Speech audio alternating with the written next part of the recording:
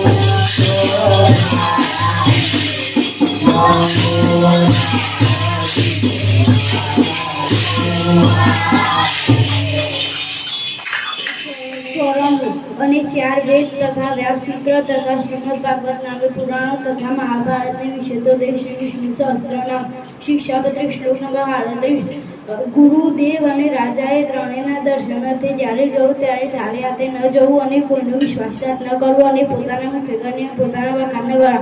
શિક્ષાપત્રિક શ્લોક નંબર 38 અને નારાયણ અને શિવજીએ બેનું એકાત્મપણું જ જાણવું, કેમ કે જે વેદને વિશે બેનું બ્રહ્મરૂપ કરીને પ્રતિપાદન કર્યું છે. શિક્ષાપત્રિક શ્લોક નંબર 84 વિષ્ણુ શિવો ગણપતિ પાર્વતી ચ દિવાકર એતા પૂજ્યતયા માન્ય પંચદેવ